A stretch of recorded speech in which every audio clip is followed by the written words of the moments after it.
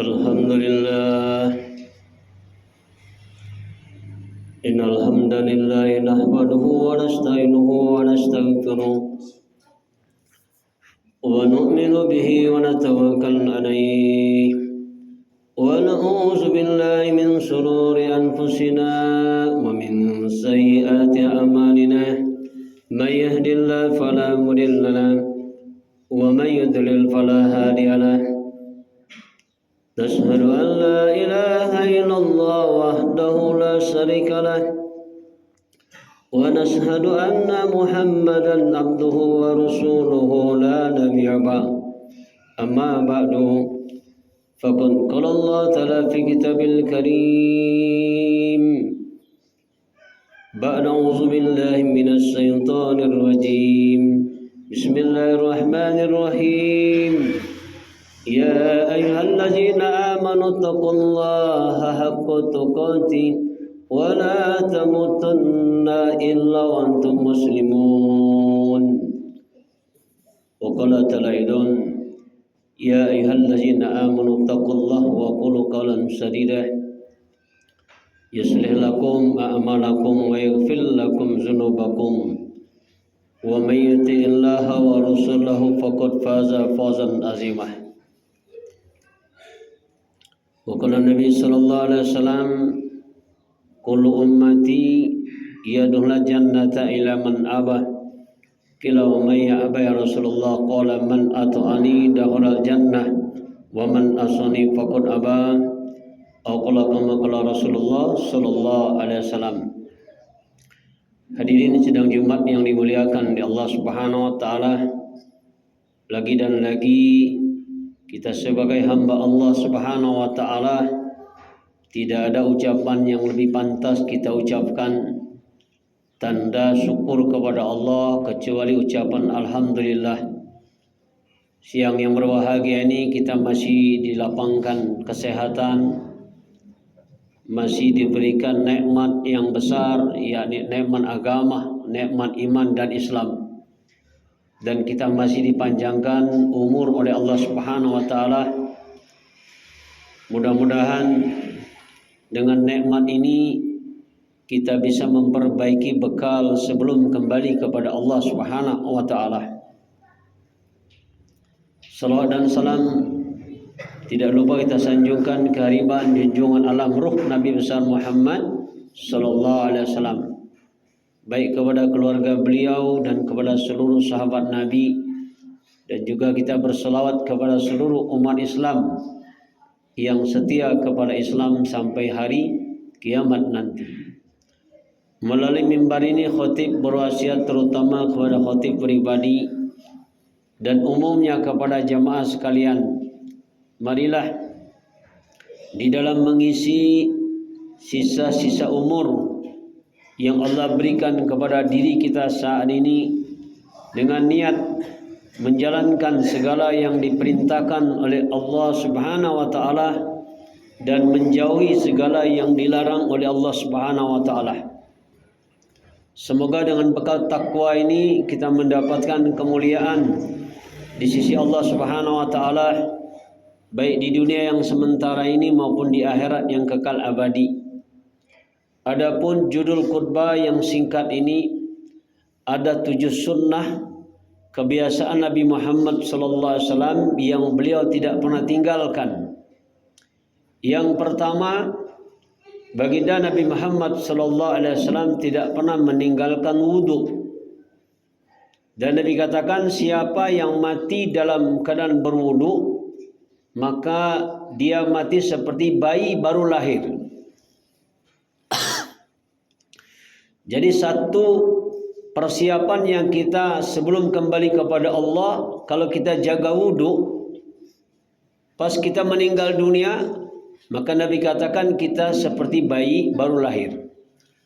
Kemudian yang kedua, Nabi Muhammad SAW tidak pernah meninggalkan siwak. Apa gunanya siwak ini? Kata Nabi, gunanya siwak adalah untuk memudahkan mengucapkan kalimat la ilaha illallah ketika sakaratul maut. Kemudian yang ketiga, Nabi Muhammad SAW tidak pernah meninggalkan salat duha. Dan Nabi katakan dalam tubuh manusia ini ada 360 sel. Dan 360 sel ini wajib kita sedekahi. Tasbih subhanallah sedekah, alhamdulillah tahmid sedekah, tahlil la ilaha illallah sedekah, takbir Allahu akbar sedekah, dan buang duri di jalanan pun kata Nabi sedekah. Tetapi cukup dengan salat duha 2 rakaat berarti kita telah memberikan sedekah kepada 360 sel yang ada dalam diri kita ini. Dan Nabi katakan orang yang menjaga salat duha maka digolongkan orang yang bersyukur kepada Allah Subhanahu wa taala. Dan Nabi katakan salah satu pintu surga itu ada yang namanya duha. Nabi sallallahu alaihi wasallam tidak pernah meninggalkan salat duha. Kalau seandainya 12 rakaat kita lakukan salat duha, maka 12 rakaat ini Allah akan bangunkan satu istana di surganya Allah Subhanahu wa taala. Kemudian yang keempat Nabi kita Muhammad sallallahu alaihi wasallam tidak pernah meninggalkan salat berjamaah.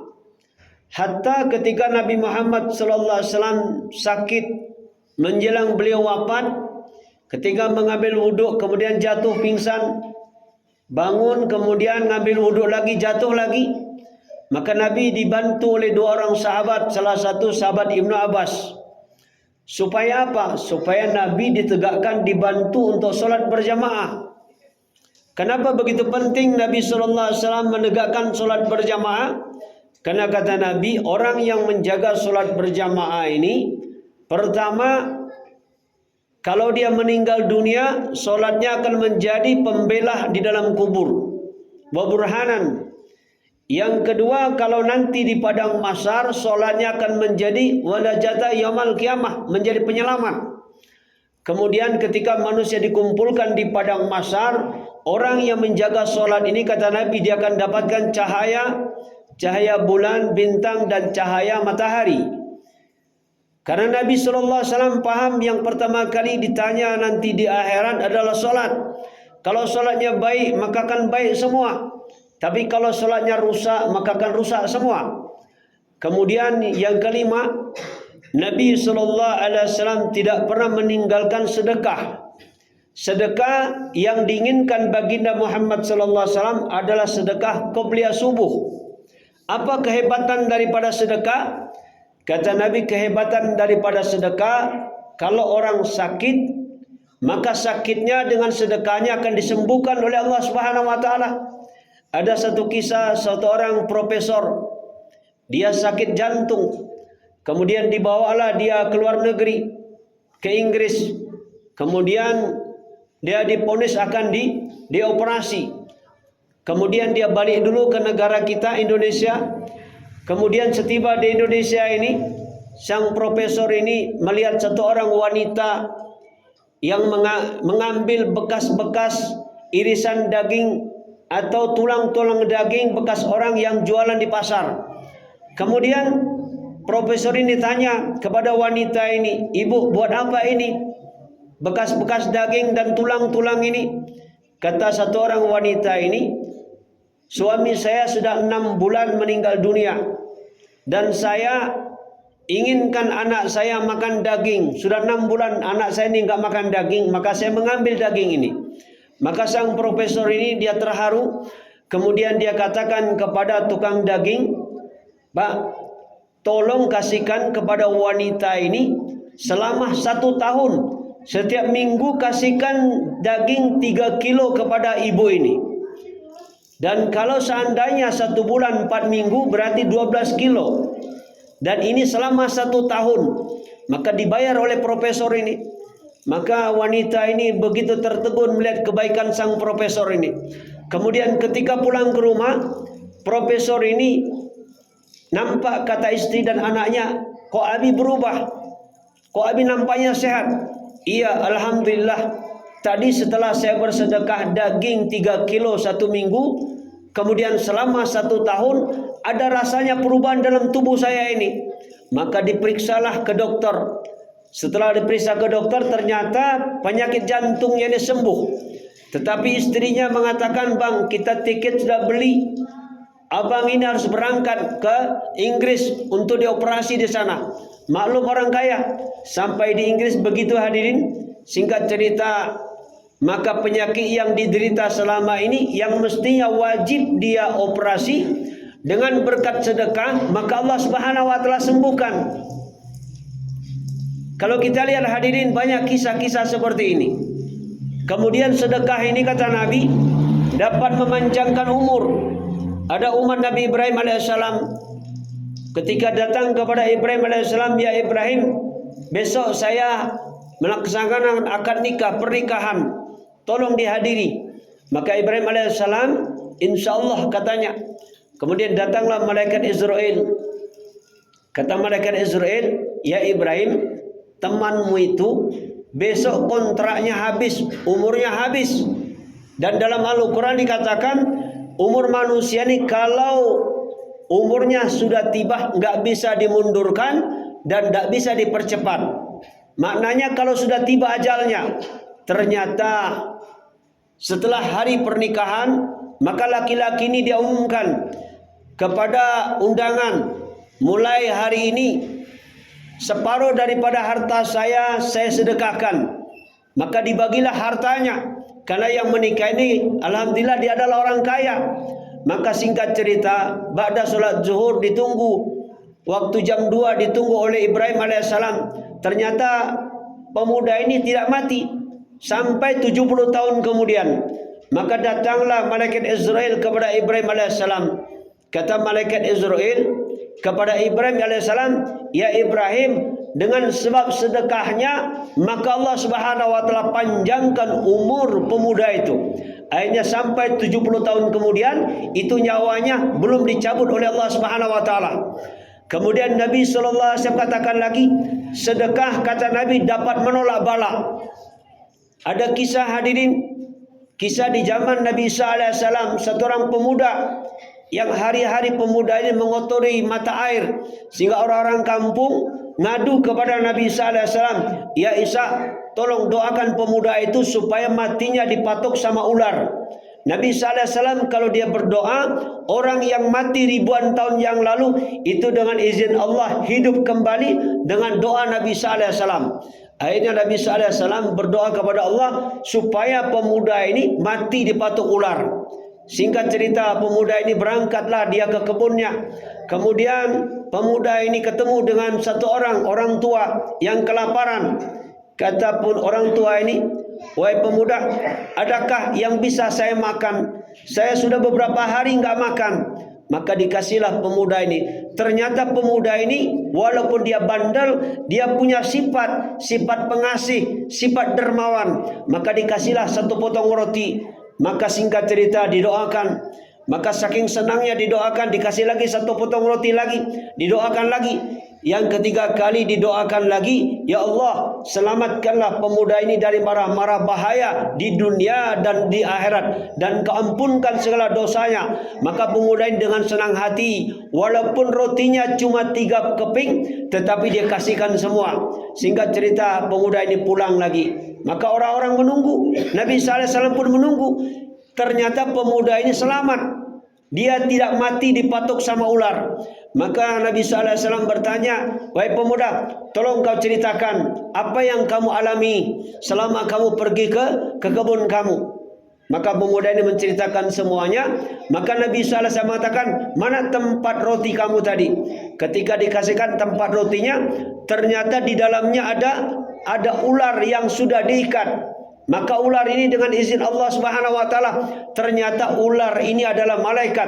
Kata ular, "Ya Isa alaihissalam, saya adalah doa yang kau panjatkan kepada Allah Subhanahu wa taala, dan Allah perintahkan kepada saya untuk membunuh pemuda ini. Tetapi pemuda ini sebelum waktu tibanya mati, maka pemuda ini dia bersedekah. Maka Allah hantarkan satu malaikat yang berupa tali mengikat saya. Saya paham ini malaikat bukan tali biasa, tetapi malaikat yang diciptakan oleh Allah berbentuk tali untuk mengikat saya. Yakni karena pemuda ini bersedekah. dan sedekahnya ternyata dapat menolak bala. Jadi hadirin sidang Jumat yang dimuliakan di Allah Subhanahu wa taala, kalau kita hari ini umat Islam meyakini dengan sedekah akan menyelesaikan segala masalah. Bahkan kalau kita miskin tidak punya uang, maka kalau kita bersedekah 1 akan dibalas oleh Allah Subhanahu wa taala 10. Kalau kita 100, Allah akan balas kali 10.000. Kalau 100.000 kita bersedekah, Allah akan ganti 1 juta. Tetapi ini mesti memerlukan keyakinan. Kemudian yang keenam, Nabi Muhammad sallallahu alaihi wasallam tidak pernah meninggalkan membaca Al-Quran minimal 7 surat. Yang pertama surah Ayatul Kursi dan akhir surah Al-Baqarah. Yang kedua surah Sajadah. Yang ketiga surah Yasin. Yang keempat adalah surah daripada Ar-Rahman. Yang keenam Al-Waqiah. Yang ketujuh adalah surah Tabarak. Ini yang biasa Nabi Muhammad sallallahu alaihi wasallam baca. Kemudian yang terakhir, sebagai khutbah kita yang singkat ini, yang terakhir Nabi Muhammad sallallahu alaihi wasallam tidak pernah meninggalkan salat tahajud dan witir. Nabi katakan salat tahajud ini waktunya itu adalah 3 waktu. Kalau kita ingin menjaga waktu-waktu ini, maka kata Nabi jam 8 sampai jam 11. Itu waktu pertama. Dan waktu pertama ini ternyata digunakan oleh sahabat Abu Bakar As-Siddiq radhiyallahu anhu. Sahabat Abu Bakar salat tahajud dan witir menjelang tidur. Kemudian kalau ditanya sama orang, "Ya Abu Bakar, kenapa engkau lakukan waktu awal?" Kata Abu Bakar, "Saya takut malam nanti saya tidak terbangun, maka saya jaga waktu awal." Kalau sahabat Umar, dia melakukan salat tahajud adalah setelah tidur, yakni jam 11 sampai jam 2. Ini waktu kedua. Dan waktu ketiga adalah jam 2 sampai jam 5. Hadirin sidang Jumat yang dimuliakan di Allah Subhanahu wa taala, apa gunanya salat tahajud ini? Nabi katakan, kalau kalian istiqomah salat tahajud 2 tahun sebelum kami meninggal dunia, maka Allah akan jadikan kalian wali di atas muka bumi ini. Hadirin sidang Jumat yang dimuliakan di Allah Subhanahu wa taala, kampung kita ini, Gunung Kayu ini, kalau seandainya ada 1 orang waliullah, maka sudah cukup menyelesaikan masalah yang ada di kampung kita ini. Kenapa? Kekuatan waliullah, apa yang dia minta kepada Allah Subhanahu wa taala, Allah Subhanahu wa taala akan berikan sebagaimana Allah mengabulkan para doa para anbiya alaihissalam. Demikianlah khutbah yang singkat ini. Semoga bermanfaat kepada khotib pribadi dan kepada jamaah sekalian, sehingga dalam sisa-sisa masa kita ini kita senantiasa kehidupan kita ikut kepada Nabi Muhammad sallallahu alaihi wasallam. Barakallahu li wa lakum fil Qur'anil azim wa nafa'akum bima fi minal ayati dzikril hakim wa taqabbalallahu minna wa minkum tilawatahu innahu wasamiul alim.